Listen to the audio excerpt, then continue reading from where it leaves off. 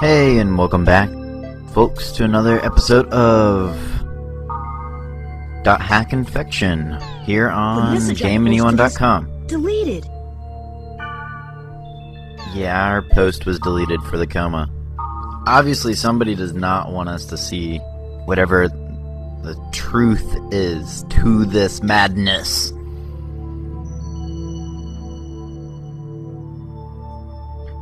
Anyway, let's play tag. This is a thing that is consistent in this game, at least. It actually is in the second game, too. It's just a little bit different. But you have to go to a certain field, and you play tag with a goblin.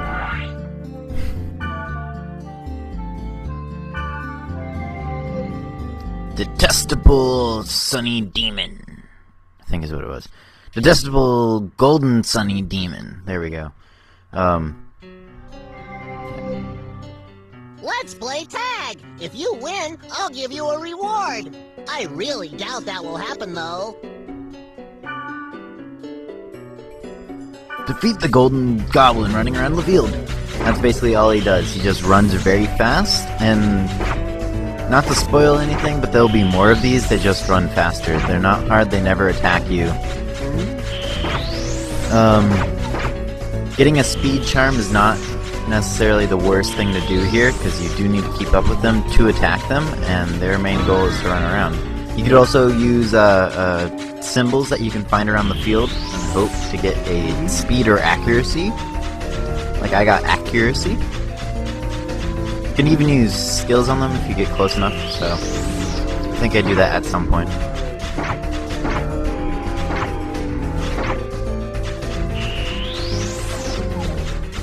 Now you notice that compared to the last episodes, I moved the aspect ratio back to normal. This is because I tried putting this on what's it called? Something Awful, and that place is really Something Awful. Because they're like, I don't know, they're jerks, whatever. But they did mention a good point that you should keep stuff at the original aspect ratio, so that's what I'm doing here. So hopefully it looks a little bit better. Cannot fix the sound. I'm not going to fix the sound. Or I would if I could, but I can't, so. You did better than I thought. My bad for underestimating. Anybody has any suggestions for the sound, I can tweak it, but Don't get cocky. there we go. I'm an apprentice of the Four Gob Kings.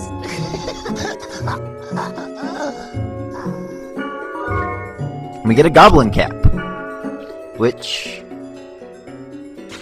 isn't all that great by itself, but do keep it. I'm just gonna run around here for a little bit and get a couple of Mandragoras. That's grunty food. We haven't run into a grunty yet, but we will later.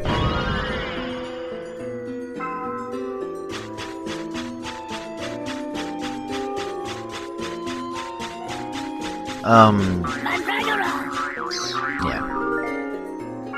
Grunties we'll get into later. There are none of them on the Delta server, which is why we haven't run into them anyway. I like grunties, so if they were on the Delta server and we already had them, we would totally already be learning about grunties, because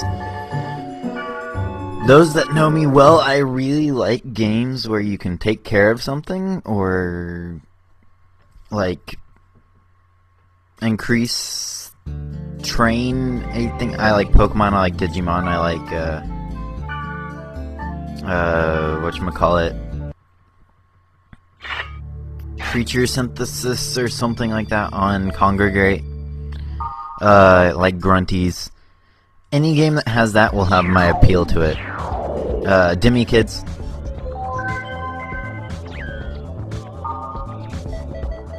The World for Idiots. If you really want to read it, you can read it. I'm not going to read it, but what do we get mail from? Black Rose and Helba. Okay. We'll do that, Black Rose. Actually, we'll do that very soon. But we'll see that at the end of the episode. And Helba, we saw her at the end of the last episode, talking to Balmung. She's kind of, I don't know, the all-knowing person above you, which is weird why she knows so much, but she knows so much. We'll find that there are more people in the world that know a lot more than we do very quickly. And by that I don't mean that we're all new, but just that they know, like, say, the data drain, which is a unique skill to Kite, and yet people know about it. I think this was just CyberConnect's way of trying to get you information, but it sounds like it could be happening, but it couldn't, but it could, but it could, but it could, because the game's had a game, which means you could do a whole lot of stuff that you wouldn't normally be able to do in a normal game, because you wouldn't normally have email and stuff like that. Whew.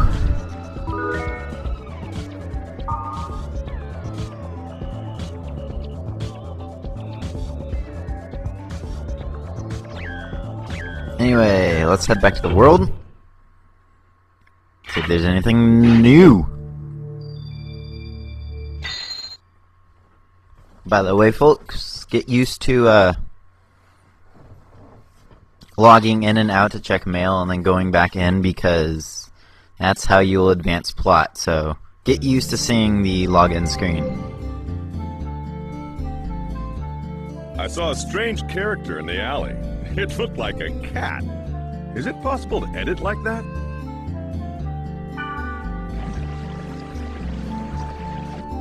A cat? Oh yeah, I saw it too. I prefer bunny girls, though. And so the game shows you exactly where you should go, because we're all assuming you're unfamiliar with this place.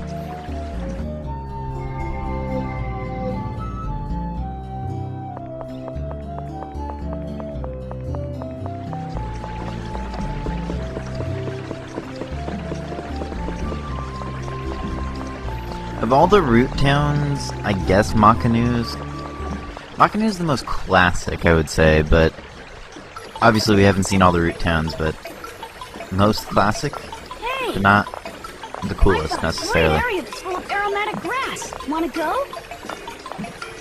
Yeah, sure. Okay, let's get ready then. Mia! Excuse me!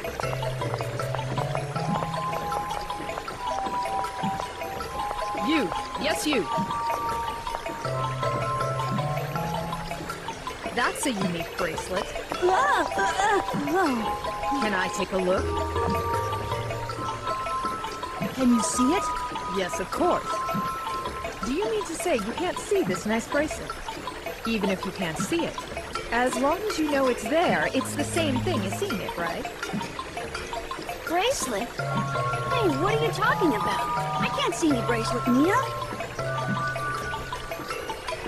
Well, thanks a lot for letting me look at your bracelet. I have a feeling you'll need it somehow. Well, see you around. You're not creepy at all. Neither are you. Wait, Mia! What about the aromatic grass? Just so you know, viewers, I have no idea what aromatic grass is used for. Nope, no idea. But I guess there are more people that know about her bracelet than we think.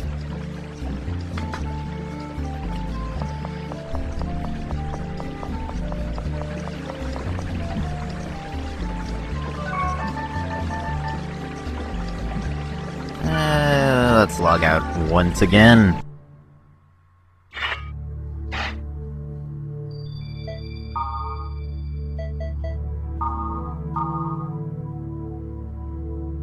So a girl, strange character in the dungeon. She had long hair and she was wearing kind of white. Didn't make a sound. I think I know who this is, and I think you all should too, viewers.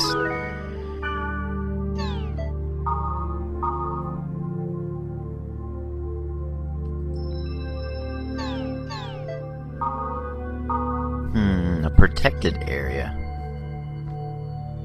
Don't know if we can do anything about protected areas, but we can sure try.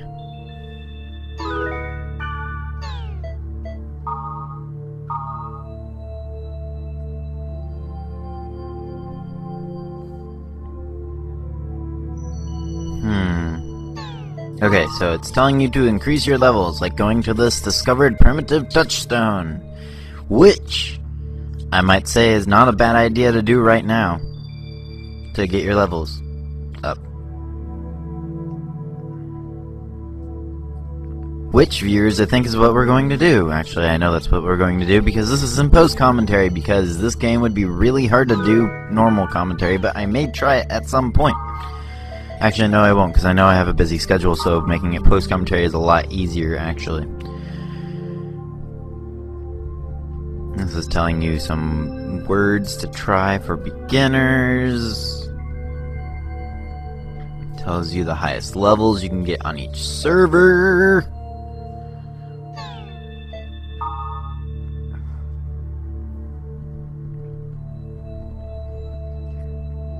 Elements and what you would get from them.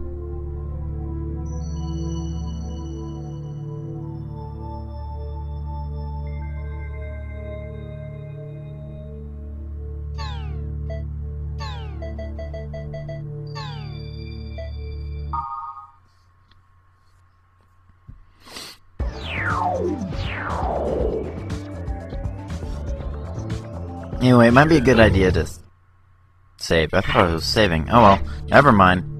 Heading back in. Yeah, it's actually a pretty good idea to save level up a bit, because if you haven't noticed, you and Black Rose are pretty underleveled. You are, yeah, Orc is still online, but he's still not online, which is really sad. Okay. Us and Black Rose are both like level 1 or 2. And not very good. No, not very good. Especially since if, like, we look here,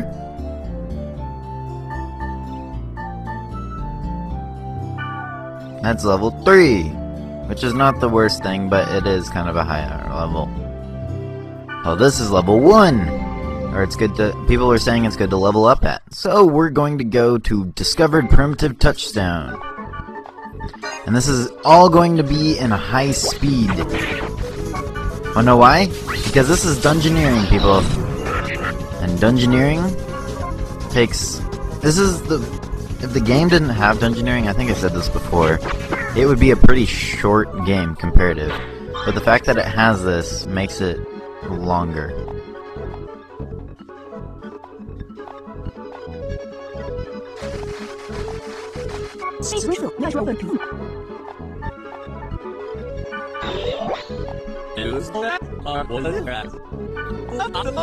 This is something that we'll see later that I'll probably show off in normal speed later. Actually, I know I will. That you can put something in there that happens to go off of a legend that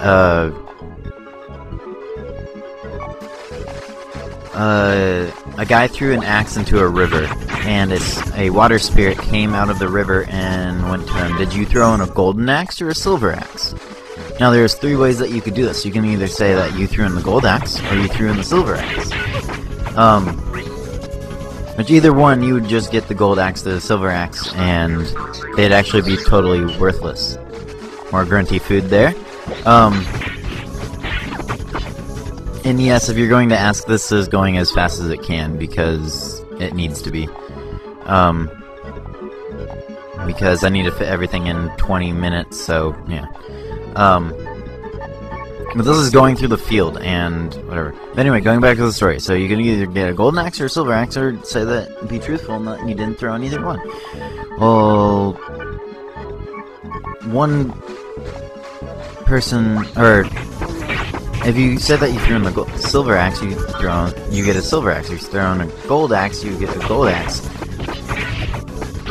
Sometimes in the weird way how the story is told, you get neither one, If you say either one, the thing just scolds you and curses you. But if you say you had neither one, in this game you get a better item back than what you threw in. But say, in the legend, they would give you, the water spirit would give you both the gold and silver axe, because you were being truthful. And the original item, too.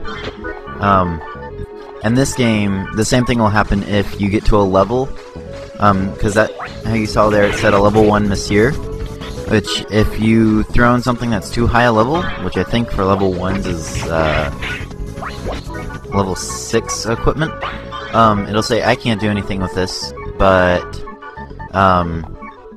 you'll have to find somebody stronger, but here, so it gives you both the golden axe and the silver axe and your original thing. Which the golden axe and silver axe make very good trading items usually. Also, if you're a heavy axeman, you can use them, but none of our characters are that before. I don't think I've gone over what actually our characters are. Black Rose is a heavy blade, or heavy blader, depending on what way you want to say it in the game. Which means she uses very heavy swords or other equipment like that. Kite is a twin blade, which means he uses 2 small daggers, has fast attacks, kind of mix of melee and magical. Good otherwise. This is me looking for... well, getting to the entrance. Look, it's a crocodile! Yeah, if I didn't speed this up, which I'll do most of the time for dungeoneering, like, I'll show off the important things, and then if, like, I go through, the back part of the dungeon, I'll either cut it out or speed it up, because dungeons usually take from 10 minutes to 40 minutes, depending on what it is. So, yeah. A lot of it will be cut out or sped up, but I want you to see the, what it's like. That's the point of doing Let's Plays, so that you actually feel like what it is to play the game. I don't want to just show all the cutscenes and the bosses.